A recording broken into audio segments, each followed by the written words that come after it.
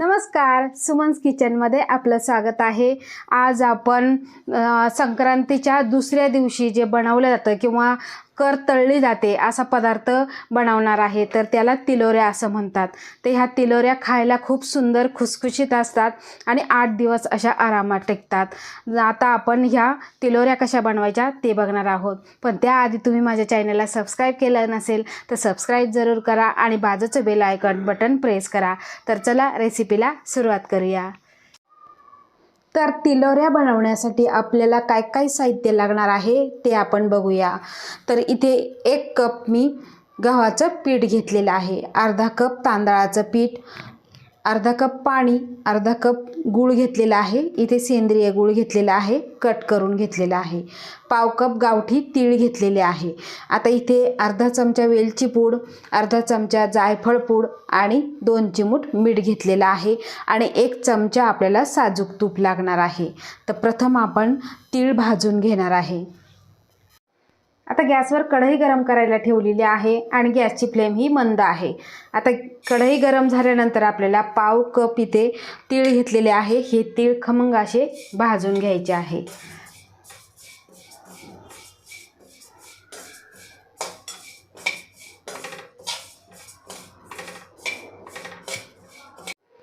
तर इथे तीळ खरपूस असे भाजून झालेले आहे।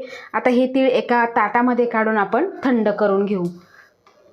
आता तीळ थंड होत आहेत तोपर्यंत इथे मी एक पातेलं घेतलेलं आहे। त्यामध्ये आपल्याला अर्धा कप पाणी आणि अर्धा कप गूळ,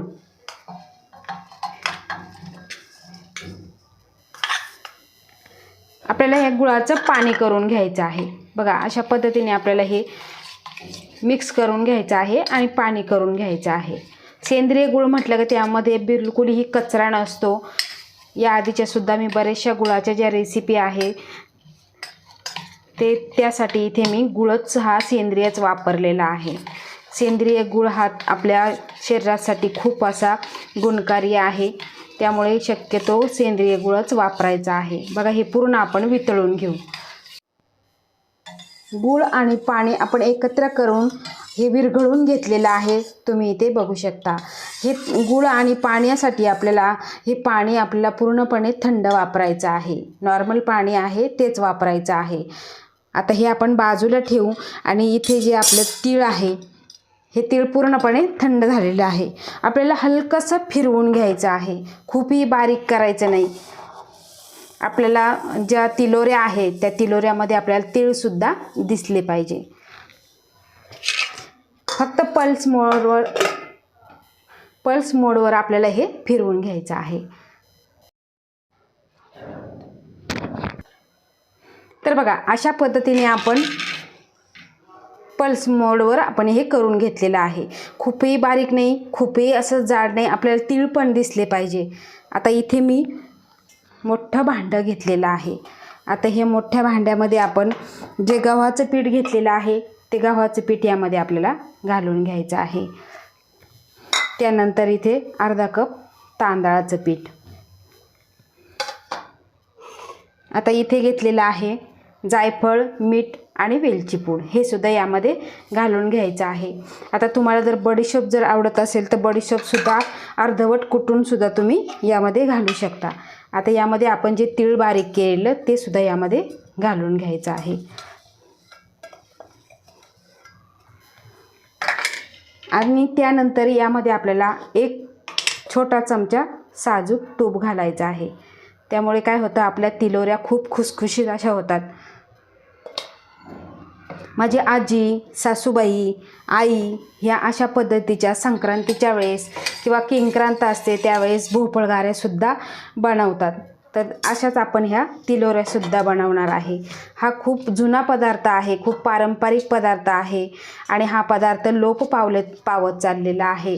तर आपण आज जुन्या आठवणींना उजाळा देणार आहे। तर बघा हे सर्व मिक्स करून घेतलेलं आहे।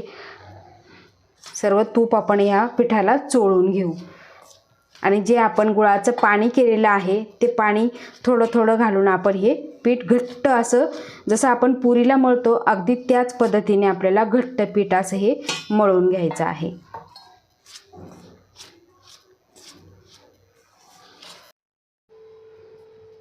तर बघा अशा पद्धतीने आपण घट्ट असं पीठ मळून घेतलेलं आहे. मला इथे गुळाचं सर्व पाणी लागून अगदी छोटा 1 चमचा पाणी लागलेलं आहे.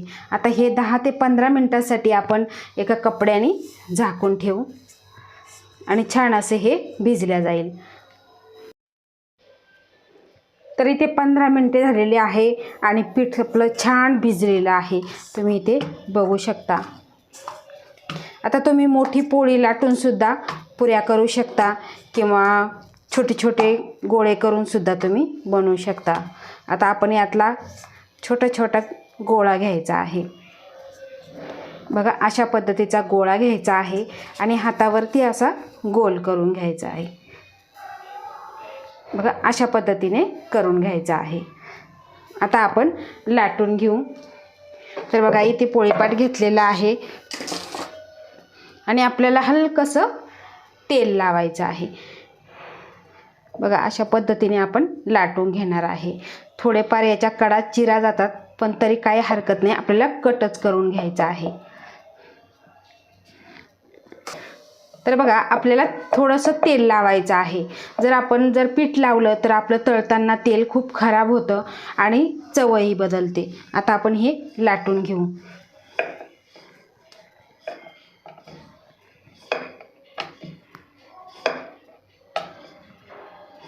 खूप पातळही नाही आणि खूप जाडही नाही, अशा पद्धतीची आपल्याला पुरी लाटून घ्यायची आहे. बघा अशा पद्धतीने लाटल्यानंतर तुम्ही एखादी वाटी घ्या किंवा छोटंसं झाकण घ्या, त्याने तुम्ही हे कट करून घ्यायचं आहे. बघा अशा पद्धतीने कट करून घ्यायचं आहे.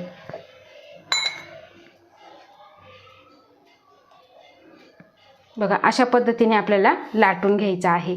आता 5 ते 6 मिनिट लाटून घेते आणि मग आपण तळायला सुरुवात करू. तर बघा इथे 6 ते 7 मी पुऱ्या लाटून घेतलेल्या आहे. तुम्ही बघू शकता इथे खूप जाडही नाही आणि खूप पातळही नाही.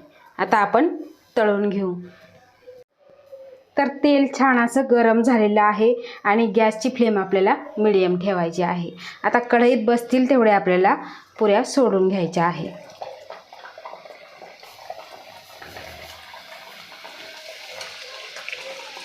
आता यावरती आपल्याला तेल उडवायचं आहे.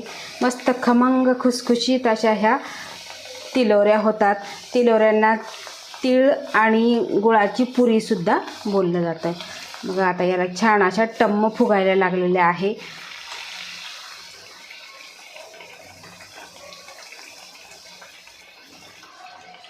तुम्ही इथे बघू शकता मस्त टम्म गुबगुबीत अशी ही आपली पुरी तयार होते आणि आपल्याला सोनेरी रंगावर तळून घ्यायचे आहे.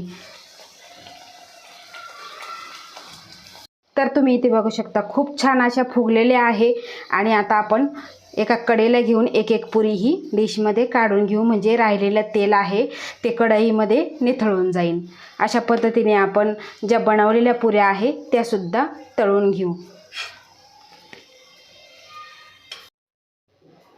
तर इथे बघा आपल्या तीळ गुळ तिलोऱ्या खूप छान अशा झालेल्या आहे, टम्म फुगलेल्या आहे आणि खुसखुशीत झालेल्या आहे. तुम्ही इथे बघू शकता मस्त अशा झालेल्या आहे.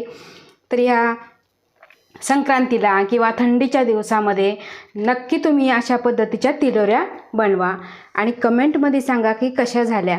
आवडल्यास लाईक करा, शेअर करा, सबस्क्राईब करा आणि बाजूचं बेल आयकॉन बटन प्रेस करा. धन्यवाद.